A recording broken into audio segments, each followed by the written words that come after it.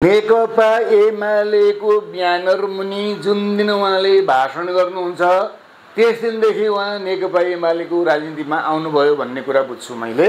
र त्यो मितिदेखि उहाँले राष्ट्रबाट लिएको सेवा सुविधा राज्यलाई फिर्ता गरिदिएर स्वच्छ छवि बनाएर जनताको माझमा जानुपर्छ। उहाँ राष्ट्रपति बनेपछि सम्पूर्ण चाहिँ राजनीतिक आफ्नो आबद्ध भएको पार्टीको सदस्यता परित्याग गरे हो र अब अहिले उहाँले चाहिँ पार्टीको सदस्यता रिन्यू गर्नुभयो भन्ने कुरा मलाई चाहिँ जानकारी छैन। आफूलाई जानकारी नभएको कुरामा मैले नेकपा एमालेको ब्यानर मुनि बसेर उहाँले भाषण गर्नुहुन्छ भने उहाँले छोड्नुपर्छ। नमस्कार, यति बेला हामीसँग हुनुहुन्छ नेकपा एमालेका केन्द्रीय सल्लाहकार परिषद सदस्य वैकुण्ठनाथ दाहाल। स्वागत छ यहाँलाई। धन्यवाद। धन्यवाद। तपाईँ नेकपा एमालेको झोले सल्लाहकार हुनुहुन्छ, झोलेज्यू सन्चै हुनुहुन्छ भनेर मैले भने तपाईँलाई अलिअलि रिस उठ्छ होला, अलिअलि लाज लाग्छ होला है? यो विचार अभिव्यक्तिको स्वतन्त्रता हामीले चाहिँ नि अनुसरण गरिरहेका छौँ, अवलम्बन गरिरहेका छौँ। कसैलाई आग्रह राखेर पूर्वाग्रह राखेर चाहिँ नि अब बोल्यो भने जति अब त्यसमा रिस उठ्ने अब अर्कै कुराहरू आउँछ।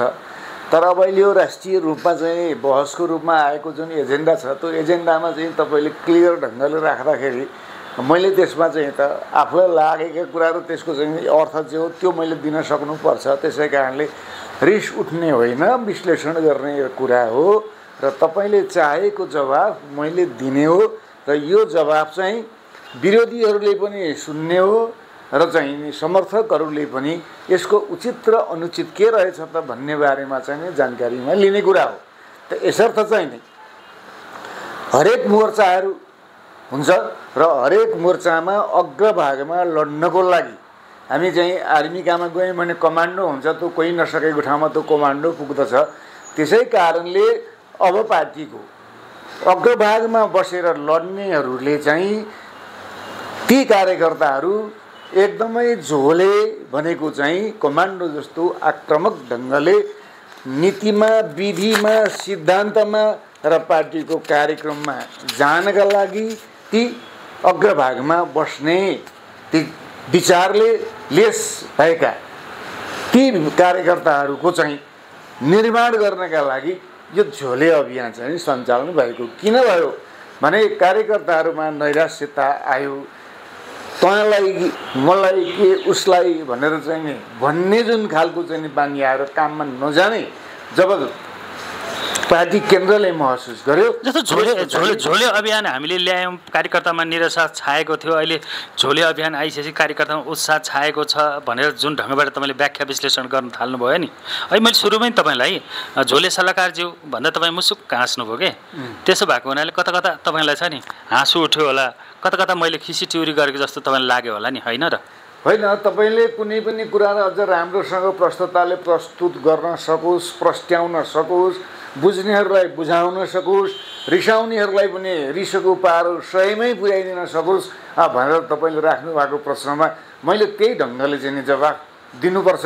र यसको यथार्थ म झोले किन भएँ भन्दा मैले झोले भएको चाहिँ नि यथेष्ट प्रमाण जो पेस गर्ने अवसर दिनुभएको छ। मलाई किन तपाईँले खिचिट्याउटी गर्नुभयो भन्ने पनि छैन, रिस उठ्ने पनि छैन। के हो खासमा तपाईँ भन्दैन नि त? फेरि प्रश्न बताइदिनुहोस् कि झोले भनेको के हो, तपाईँको झोले अभियान कस्तो हो, त्यो झोले अभियानले चाहिँ आम कार्यकर्तामा कस्तो खालको उत्साह थप्छ, यस विषयमा तपाईँले अलिक प्रश्न पारिदिनुहोस् न। अग्रभागमा लड्ने, बिचको भागमा बसेर काम गर्ने र धेरै पछाडि बसेर काम गर्ने र फेरि ती जनताको माझमा, मतदाताको माझमा पुग्नेहरू कार्यकर्ताहरूको जुन क्याटेगोरी छ त्यो क्याटेगोरीमा चाहिँ पहिलो अग्रभागमा बसेर नीति, विधि र सिद्धान्तको बारेमा प्रश्न गर्ने र नबुझेको कार्यकर्ताहरूलाई बुझाउने र बुझाइसकिसकेपछि अब कार्यकर्ताहरूको बिचमा के रह्यो भने अब म त झोल ल्याउन सकिनँ, मैले केही पाइनँ भनेर चाहिँ रुने पनि रुँदै गर्छन्।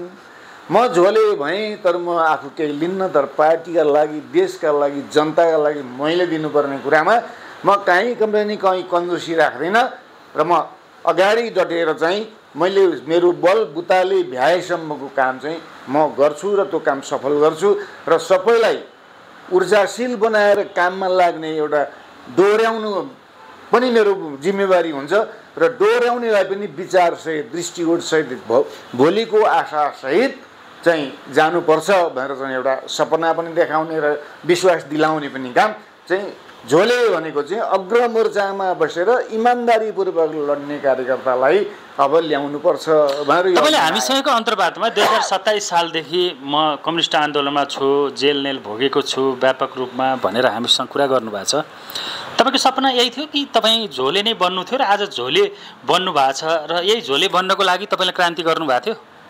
जुन दिन मैले नेपाल कम्युनिस्ट पार्टीको मार्क्सवाद लेनिनवादको द्वन्द्वात्मक भौतिकवादको दर्शन किताबहरू झोलामा हालेँ र मैले त्यो पढेँ र म विचारमा लागिसकेपछि अब मैले के मुक्ति गर्छु होइन भने फेरि आफैले पनि मुक्ति पनि पाउँछु। दुश्मनको बङ्करमा लड्न जाँदा, मोर्चामा लड्न जाँदा म जितेर पनि आउन सक्छु, म उतै सेलाइएर पनि जान सक्छु। त यो कारणले यो मैले बुझेँ, यो बुझेर म चाहिँ पार्टीको झोले भएँ।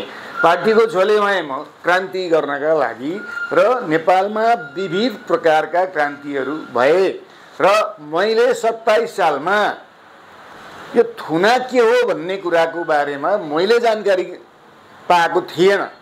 के हुन्छन् भन्ने मलाई जानकारी भएन। तर मलाई दसैँमा तिहारमा मलाई एउटा चाहिँ नाटकमा हिरो बनाएर खेलाइयो र घरमा भएका तमसुक सबै ल्याएर मलाई डराउन लगाइयो र त्यो मलाई लगाउने मानिससँग म हिजो 53 वर्ष पछाडि मेरो भेट भयो र मैले हिजो बेलुका उहाँलाई प्रश्न गरेँ र त्यतिखेर त मलाई लाउनुभयो तपाईँले, तर के कारणले लाउनु भएको थियो ल भन्नुहोस् त भनेको। उहाँले चाहिँ म बोल्दिनँ अब त्यो भइहाल्यो, भएको कुरा गयो भनेर चाहिँ उहाँले मलाई जवाफ दिनुभयो र मलाई पुलिसले लगेर जब चुटेपछि चाहिँ साला नक्सलाइट भन्दै मलाई कुटपिट गरिसकेपछि यो देशमा नक्सलाइट भन्ने रहेछ र अब त्यो नक्सलाइट कहाँ छ खोजी गर्नुपर्छ, मैले अनुसरण गर्नुपर्छ भनेर चाहिँ म त्यही मितिबाट चाहिँ झोले भएँ र अहिले पनि म चाहिँ झोले नै हो। जस्तो तपाईँहरू अहिले साथीको बिचमा भेटघाट गर्दै गर्दा जस्तो तपाईँहरू अहिले सलाम कमरेड भन्नुहुन्छ कि सलाम झोले भन्नुहुन्छ, के भन्नुहुन्छ? हामी सलाम कमरेड भन्छौँ, अभिवादन कमरेड भन्छौँ, तर हामीले झोले कमरेड भन्दैनौँ। झोले भन्ने बित्तिकै चाहिँ के हो भन्दा कति छ त, काम गराएको स्पिड कति छ, बुझाइ कति छ, सङ्गठन गर्ने क्षमता कति छ, त्यो कुरामा भर पर्छ।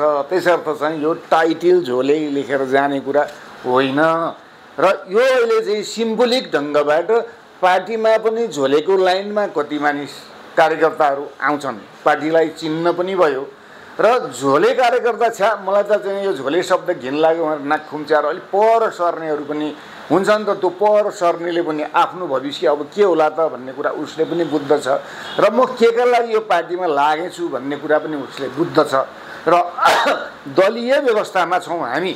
त दलीय व्यवस्थामा दलको विधान मान्दिन भन्यो भने त्यो दलको कार्यकर्ता हुँदैन। उसले दलको विधान, दलको नीति, दलको सिद्धान्तलाई म अक्षरश पालना गर्छु भनेपछि ऊ झोले हो। यसर्थ चाहिँ झोले कसलाई भन्ने भन्दा मालिकले राखेको काम गर्ने लठेत,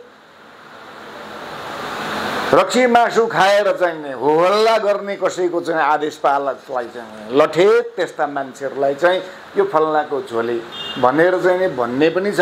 त यसै कारणले मलाई त त्यतातिर पो चाहिँ भने भन्दा त्यो आफ्नो कार्यमा त्यो भर पर्छ। म कुनै व्यक्तिको आदेश पालक हो कि म एउटा पार्टीको नीतिको सिद्धान्त र विचारलाई आफूले कार्यान्वयन गर्ने झोले हुँ भन्ने कुरा चाहिँ आफूले आफूलाई महसुस गर्ने विषय भयो र मलाई चाहिँ लाज लाग्छ भने म काम गर्दिनँ, तर कसैले मलाई चाहिँ सम्मानपूर्वक कुनै पद दिन्छ भने त्यो अर्काले दिएको पद चाहिँ हो। त्यो पद प्राप्त गरेर काम गर्न सक्ने योग्यता, क्षमता र दक्षता र क्रियाशीलता मसँग छैन भने त्यसलाई पनि लम्पट झोले भन्छन्। त्यसर्थ चाहिँ लम्पट झोले म होइन। म सकेसम्म काम गर्ने, काम गर्न नसकेपछि चाहिँ मैले बिदा मागेँ, अब म स्वतन्त्र भएँ है भनेर चाहिँ नि भनेपछि म झोले पनि हुन्न, म कसैले मान्ने मान्छे पनि हुन्न र यो यस विचारमा हिँडिरहेको छै पनि भन्ने हुँदैन। म केवल एउटा अराजक व्यक्तिवादी मात्र मान्छे बन्न जान्छु।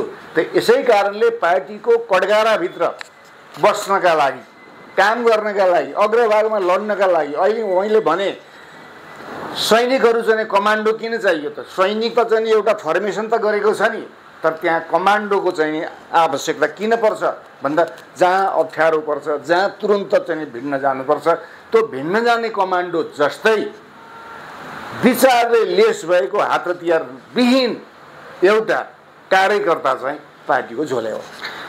तपाईँ झोले हुनुभयो, तपाईँले कार्यकर्ता पनि सबैलाई झोले बनाउनु भयो। अब जनता चाहिँ झोले बन्ने कि नबन्ने त? जनता झोले बन्ने होइन, त्यो जनताको सार्वभौम अधिकारको रक्षा चाहिँ झोलेले गर्छ र त्यो जनताहरूले गर्ने मतदान चाहिँ कहाँ गर्ने हो, अब कुन चाहिँ झोले ठिक हो त भन्ने कुरा चाहिँ मतदाताहरूले, नागरिकहरूले चाहिँ अब झोलेसँग कुन झोलेसँग म विश्वस्त हुने, सबै झोले जान्छन् त्यहाँ त, तर कति योग्यता भएका झोले, कति अयोग्यता भएका झोले र कति काम गर्ने, कति ठग्ने, कति लम्पट झोले जान्छन्, कति क्रियाशील झोले जान्छन्, जसले नागरिकको अधिकारको सुरक्षा गर्छ, सार्वभौम सत्ता सम्पन्न नागरिकहरूको सम्मान गर्छ, तिनीहरूलाई चाहिँ एउटा वैचारिक बाटोबाट आमूल देशको परिवर्तन गर्न सक्ने शक्ति र पार्टी र व्यक्ति चाहिँ यी हुन सक्छन् भनेर चाहिँ बुझाउँदाखेरि त्यो बुझेर मतदान गर्ने र अब सरकारबाट पाउने फाइदा झोलेले पाउने होइन, जनताले पाउने हो। त्यसैले म झोलेको मन्त्र के हो त भन्दा सुखी नेपाली, समृद्ध नेपालको राष्ट्रिय आकांक्षा पुरा गर्ने चाहिँ म झोले भएको कारणले राष्ट्रको सुरक्षा गर्नु पर्यो, नागरिकहरूको चाहिँ सम्वर्धन गर्नु पर्यो, नागरिकका हक र अधिकारहरूलाई बहाली गर्नु पर्यो र त्यो बहाली गर्नका लागि म अगाडि बढ्ने एउटा झोले। अब विद्यालयमा कति विद्यार्थी आउँछन्, त्यहाँ शिक्षक हुन्छ, अब त्यो शिक्षक चाहिँ विद्यार्थी जस्तै भएर जाने हो कि उसले विचार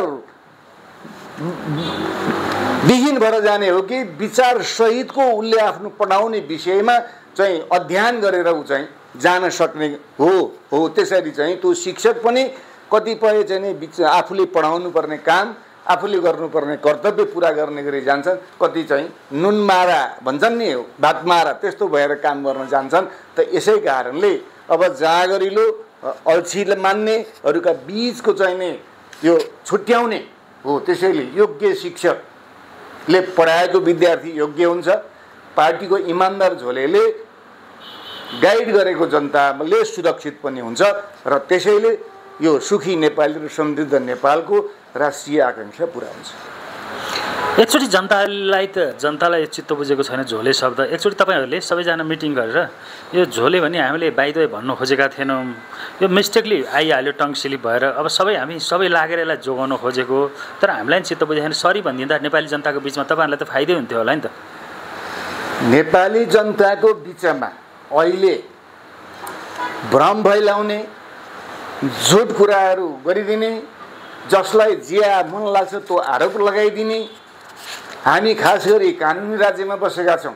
कानुनी राज्यमा बसिसकेपछि कानुन बमोजिम मैले पनि काम गर्नुपर्छ र मैले कानुन बमोजिम अर्कालाई सम्मान गर्नुपर्छ, कानुन विपरीत मैले बोल्न र गर्न हुँदैन भन्ने कुराको चाहिँ कसैलाई पनि बोध भएन र छाडा गाली गर्न पाएँ भने आनन्दसँग आज मैले के गर्न पाएँ, दिनमा मैले यतिवटा गाली गरेँ भनेपछि त्यो समाज चाहिँ कता जान्छ भन्दा विचारविहीन समाजको निर्माण भइसकेपछि अराजक, अशिष्टता, ऊ आफू के हो भन्ने भोलि हुँदैन।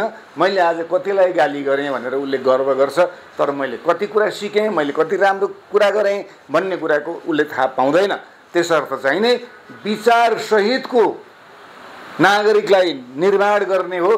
त्यसर्थ चाहिँ नि झोले भन्ने कुरा चाहिँ मान्नुहोस् न, तपाईँ कमान्डोलाई सम्झिनुहोस्, विद्यालयको शिक्षक पढाउन जान्ने शिक्षकलाई सम्झिनुहोस्, पार्टीहरूका पनि चाहिँ नि अनुशासित नेता कार्यकर्ताहरूलाई सम्झिनुहोस्, त्यो कुरो जनतालाई बुझाउने हो र अभद्र अशिष्टता उशृङ्खलतातिर होइन है, अब त वास्तवमा आफ्नो बारेमा सोच्नुहोस् भनेर ती मतदातालाई, ती जनताहरूलाई सम्झाउन सक्ने, बुझाउन सक्ने चाहिँ झोलेवाद हो। हजुर, अहिले तपाईँहरूले यो झोले अभियान सुरुवात गरेसँगै सर्दै अध्यक्ष केपी शर्मा ओली र विद्यादेवी भण्डारी पूर्व राष्ट्रपतिको बिचमा एक प्रकारको अलिकता तपाईँको सिधा भाषामा तपाईँहरू उहाँहरूको बिचमा चाहिँ एउटा भनाइहरू बाहिर सार्वजनिक पनि भएको छ, जो तपाईँले सुनिरहनु भएको छ पनि होला। अब यसले दुईवटा खेमाहरू उत्पन्न गरिन थालेको छ। खास गरी अब तपाईँ केपी शर्मा ओलीको खेमामा बस्नुहुन्छ कि विद्यादेवी भण्डारीको खेमामा तपाईँ बस्नुहुन्छ? नेकपा एमाले यी दुवै पात्रहरूको खेल्ने घर होइन। यसर्थ दुवै पात्रतिर जो विभाजित हुन्छन् तिनीहरूले राष्ट्रलाई कमजोर पार्ने र यो पार्टीले अङ्गीकार गरेको नीति सिद्धान्त विचारलाई ओझेलमा पारिदिने र अहिले चौतर्फी घेराबन्दीमा गरेर जसरी आक्रमण गरेका छन् त्यो घेराबन्दी गर्नेहरूलाई मलजल चाहिँ फेरि पार्टीबाटै पुर्याउने काम हुन्छ भन्ने कुरा म बुझ्छु र म दुवै नेताको खेमाको म पछि लाग्दिनँ। अब विधि छ, विधान छ, समय आउँछ, समयमा नेतृत्व चाहिँ परिवर्तन हुन्छ या नेतृत्व बन्छ, नयाँ नेतृत्व आउँछ, पुरानो नेतृत्व हुन्छ। त्यो नेतृत्व निर्माणको समयमा अहम भूमिका पक्कै सबैको हुन्छ। अब जहाँसम्म विद्यादेवी भण्डारी राष्ट्रपति भइसकेको मानिस फेरि राजनीति गर्न आउनु हुँदैन भनेर एउटा चाहिँ नै प्रोपोगन्डा छ।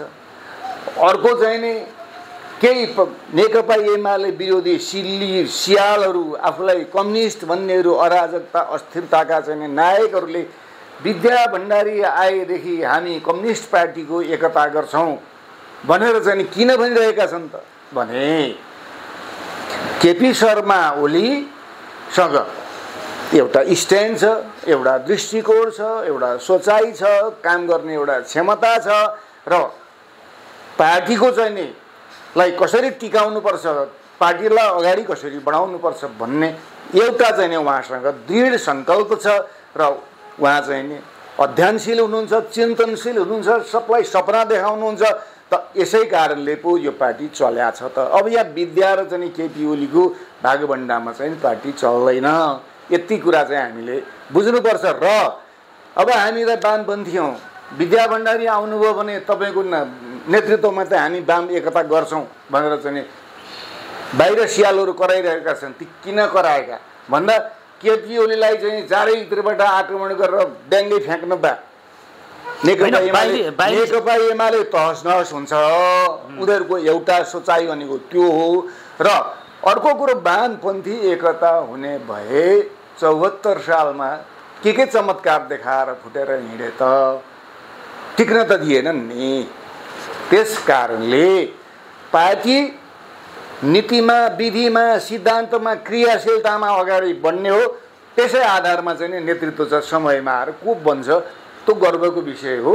तर नेतृत्व चाहिँ इस्पातिलो नेतृत्व हुनपर्छ।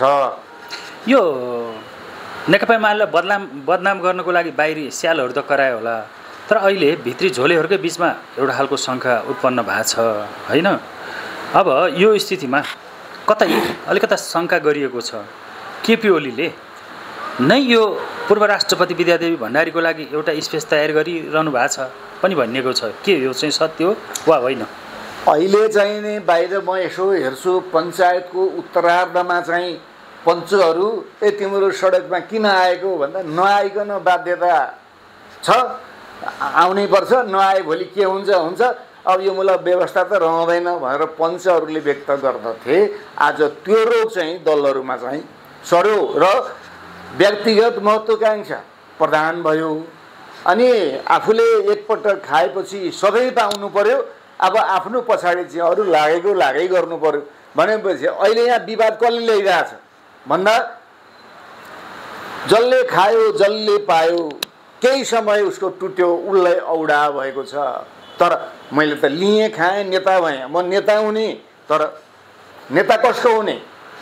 कार्यकर्ताको नेता हुने, जनताको नेता हुने, म त्यो काममा लागिरहनुपर्छ, मलाई फेरि त अवसर प्राप्त हुन्छ, एउटा कुरा। र अर्को कुरा, हिजो मलाई जसले यो हाइटमा पुर्यायो त्यो हाइटमा पुर्याउने युवाहरू त फेरि तल त पछाडि बग्रेलती भएर बसेका छन्, उनीहरूलाई पनि त एउटा अवसर दिनुपर्छ र उनीहरूलाई चाहिँ नि ज्ञानले, चेतनाले, सिद्धान्तले लेस बनाएको नेतृत्वको प्रतिस्पर्धामा उनीहरूलाई ल्याउनुपर्छ भन्ने कुरा नभन्ने र सबै मै खानुपर्छ, मै लाउनुपर्छ, मै हुनुपर्छ भनेर गुडबन्दी गर्नेहरू चाहिँ के हो भने उनीहरूलाई यो व्यवस्थासँग त्यत्रो सरकारको विषय भएन, यो पार्टी भाँडमा गए पनि म चाहिँ बन्छु भन्ने उनीहरूलाई छ।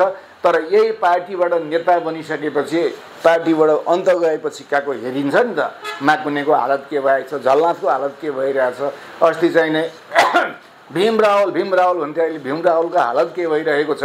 त यसै कारणले नेपाली जनताहरू पार्टीप्रति प्रतिबद्ध छन्, मात्र अहिले आएको अराजकता, अशिष्टता र भ्रमपूर्ण समाचारहरू र व्यक्तिगत महत्त्वाकांक्षाले अलिअलि बढ्दै गएको कारणले सामान्य पार्टीमा चाहिँ काहीँ समस्याहरू आएका छन् र काममा कार्यकर्ताहरू गएका छैनन् र त्यो काममा लानका लागि पनि अब जरा अभियान चलाइयो, ग्रासरुट अभियान चलाइयो, तर ती सफल भएको देखिएन। त्यसैले अब त्यसो भए त झोले अभियान चलाउनु पर्यो र अब झोले अभियान चलाइसकेपछि गाउँगाउँहरूमा चाहिँ सलह अभियान पराउनु।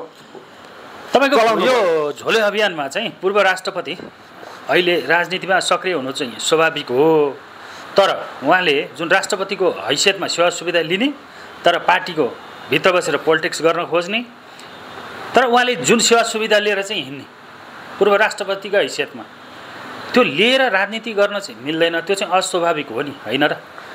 नेकपा एमालेको ब्यानर मुनि जुन दिन उहाँले भाषण गर्नुहुन्छ त्यस दिनदेखि उहाँ नेकपा एमालेको राजनीतिमा आउनुभयो भन्ने कुरा बुझ्छु मैले।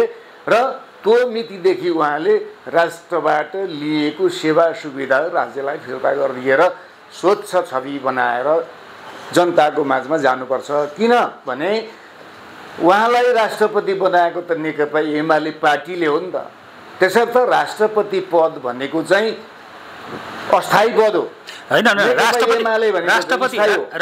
राष्ट्रपति चाहिँ हुनको लागि चाहिँ साधारण सदस्य पनि कुनै पार्टीको हुनु भएन, त्याग गर्नुपर्छ। अब अहिले ब्यानर मुनिको कुरै नगर्नुहोस् तपाईँले, राष्ट्रपति हुनको लागि साधारण सदस्य पनि कुनै पार्टीको छ भने त्याग्नुपर्छ।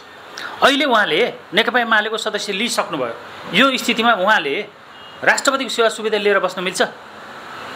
उहाँ राष्ट्रपति बनेपछि सम्पूर्ण चाहिँ राजनीतिक आफ्नो आबद्ध भएको पार्टीको सदस्यता परित्याग गरे हो र अब अहिले उहाँले चाहिँ पार्टीको सदस्यता रिन्यू गर्नुभयो भन्ने कुरा मलाई चाहिँ जानकारी छैन। आफूलाई जानकारी नभएको कुरामा मैले बहस गर्नु बेकार हुन्छ। अनि यति कुरा भनिदिनुहोस् कि तपाईँले तपाईँलाई जानकारी रहन्छ, यदि उहाँले क्रियाशील सदस्य फेरि लिनुभएको हो भने उहाँले राष्ट्रपतिको सेवा सुविधा त्याग्नुपर्छ कि पर्दैन?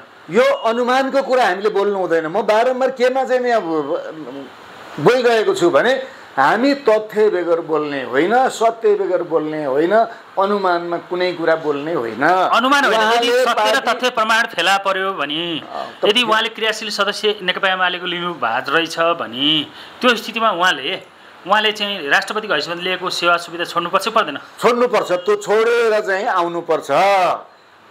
नेकपा एमालेको ब्यानर मुनि बसेर उहाँले भाषण गर्नुहुन्छ भने उहाँले छोड्नुपर्छ। अहिले त उहाँले जनताका जानुभएको छ, सामाजिक कामहरूमा जानुभएको देख्छु है म। त्यसै कारणले अहिले चाहिँ जनता त उहाँका हुन्, त जनतासँग भेट्न, दलहरूका सबै कार्यकर्ताहरूसँग भेट्न पनि चाहिँ नि उहाँलाई प्रतिबन्ध त छैन। जस्तो पछिल्लो पटक जुन विद्यादेवी भण्डारीको जो अभिव्यक्ति छ त्यो अभिव्यक्तिलाई लिएर विभिन्न खालको विचार विमर्शहरू छलफलहरू चलेका छन्। यो स्थितिमा तपाईँ एउटा सच्चा कम्युनिस्ट नेता अथवा सरदय अध्यक्षको पनि एउटा राम्रो सल्लाहकार भएको हुनाले यो स्थितिमा केपी शर्मा ओलीलाई चाहिँ तपाईँ के सल्लाह दिन चाहनुहुन्छ?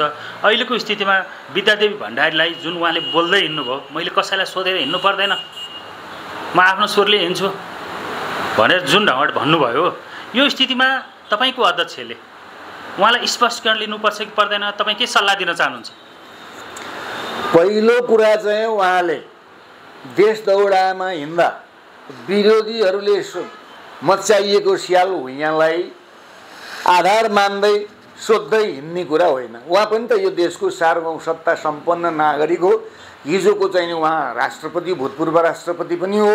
त यसै कारणले उहाँ नेकपा एमालेको चाहिँ राजनीति गरेर आउनुभएको, जननेता मदन भण्डारीको चाहिँ अर्धाङ्गिनी पनि हुनुभएको कारणबाट उहाँ नेपालको नागरिकहरूसँग भेटघाट गर्न जाँदा विरोधीहरूले, मानव सञ्चार मिडियाहरूले आरोप लगाए उहाँ किन यसरी हिँड्नुहुन्छ भनेर चाहिँ लगाइसकेपछि उहाँले मैले देश घुम्नको लागि मैले कसैलाई सोध्नु पर्दैन भनेर उहाँले चाहिँ त्यसरी चाहिँ जवाफ दिनुभएको हो। तर त्यो उहाँको जवाफलाई फेरि दिग्भ्रमित बनाउने गरेर चाहिँ नि फेरि अरूको कोणहरूबाट पनि चाहिँ यी कुराहरू आइरहेका छन्। यसर्थ उहाँले चाहिँ पार्टी विरोधी गतिविधिमा लागेका, घेराबन्दीमा राख्न चाहने जुन तत्त्वहरू हो उनीहरूले चाहिँ अब्जेक्सन गरे। त्यसको जवाबमा मैले कसैलाई सोधेर हिँड्नु पर्दैन है, यो नेपालमा नेपाली पनि मेरै हुन्, नेपाल पनि मेरै हो, त यसै कारणले म पनि नेपाली हुँ भनेर चाहिँ उहाँले त्यो अभिव्यक्ति त्यो हिसाबले दिनुभएको हो। जुन पार्टीले उहाँलाई दुई कार्यकाल चाहिँ राष्ट्रपति बनायो देशको, अनि केपी शर्मा ओलीले नै उहाँलाई बनाउनु भयो। उहाँ नै पार्टीको अध्यक्ष हुनुहुन्छ। पार्टी अध्यक्षलाई उहाँले च्यालेन्ज गरेर हिँडेको जस्तो लाग्दैन तपाईँलाई? उहाँले पार्टी अध्यक्षलाई च्यालेन्ज गरेर हिँड्नुभएको छैन। पार्टीको कार्यकर्ता नेपाली जनताहरूमा कुनै प्रकारको एउटा नैराश्यता आइरहेको छ, चारैतिरबाट चाहिँ भ्रम सिर्जना भएको छ। सकिन्छ आफू जाँदा भने त्यो भ्रम सिर्दै एउटा उत्साह भर्दै उमङ्गित ढङ्गले काम गर्नलाई चाहिँ प्रेरणा पनि हुन्छ र मैले जाँदा के फरक पर्दो रहेछ त भनेर उहाँ अहिले त्यसरी जानुभएको छ र नेपाली जनताहरूलाई जागरुक बनाउने राष्ट्रको पक्षमा, राष्ट्रियताको पक्षमा र नेपालको चाहिँ संविधानको पक्षमा र नेपालमा कानुनी राज्यको पूर्ण रूपमा पालना गराउनको लागि त्यो सन्देश दिन चाहिँ उहाँ हिँड्नुभएको हो। हजुर, कार्यक्रमको अन्त्यमा छौँ हामी यतिखेर। अब देशभरिका आम कार्यकर्ता र विद्यादेवी भण्डारी पूर्व राष्ट्रपति र वर्तमान तपाईँको श्रद्धेय अध्यक्ष पार्टी अध्यक्ष केपी शर्मा ओलीलाई तपाईँ केन्द्रीय सल्लाहकार परिषदको सदस्य पनि भएको नाताले के सल्लाह दिन चाहनुहुन्छ? उहाँहरूले पार्टीको अहित हुने काम दुवैले गर्दै गर्नुहुन्न। त्यसैले मैले चाहिँ त्यो उहाँहरू दुईटाका कुरा मिलेनन् नि त भन्ने कुरा चाहिँ म राख्दिनँ। अर्को के हो त भने विचारमा बहस हुन्छ र अझ तिखारिएको सत्य चिजहरू चाहिँ बाहिर आउन सक्छ। त्यसर्थ चाहिँ द्वन्द्वात्मक भौतिकवादले के भन्छ भने जीवित पार्टीहरूमा वैचारिक बहस, छलफल, अन्तर्विरोधहरू देखिन्छन्। त त्यो अन्तर्विरोध चाहिँ के का लागि देखिन्छ भने काहीँ नीति, काहीँ विधि, काहीँ सिद्धान्तमा खिया लागेको रहेछ भने त्यसलाई उज्यालो बनाएर त्यो शक्तिशाली र कामयाबी बनाउनको लागि यी विचारहरूका बीचमा चाहिँ मन्थन र छलफल हुन्छ र निष्कर्ष आउने बेलामा नेपाल र नेपालीलाई चाहिँ विचार दिने बेलामा श्रद्धेय अध्यक्ष कमरेड केपी शर्मा ओलीको र पूर्व राष्ट्रपति विद्यादेवी भण्डारीको एउटै मत भएर चाहिँ आउँछ। त्यो एउटै मतले चाहिँ अझ नेपाल र नेपालीहरूलाई सुदृढ गरेर अगाडि बढाउँछ। हजुर, जे जति प्रश्नहरू हामीले तपाईँलाई राख्यौँ र त्यो प्रश्न आम कार्यकर्ताकै थिए र आम जनताकै थिए, यसलाई तपाईँले त्यसरी नै बुझिदिनु हुनेछ भन्दै मिठो समय र संवादको लागि यहाँलाई विशेष धन्यवाद दिन चाहन्छु। यहाँलाई पनि धेरै धेरै धन्यवाद। तिनी कार्यकर्ताहरूका, तिनी जनताहरूका प्रश्न तपाईँले सोधिदिनु भयो, किनकि तपाईँहरू नै हो अहिले विचार अभिव्यक्तिको स्वतन्त्रताको प्रतिमूर्तिको रूपमा तपाईँहरू हुनुहुन्छ र यसर्थ तपाईँले चाहिँ ती कुराहरू राख्नुभयो र मेरा विचारहरू पनि तिनी जनता, श्रोता, दर्शकहरूको माझमा, कार्यकर्ताहरूको माझमा जुन सुनाइदिनलाई तपाईँले चाहिँ यो पहल र प्रयत्न गर्नुभएको छ, यसका लागि चाहिँ तपाईँको मिडियाको उत्तरोत्तर प्रगतिको कामना गर्दै तपाईँलाई पनि म हृदयदेखि नै धन्यवाद दिन चाहन्छु। धन्यवाद। धन्यवाद।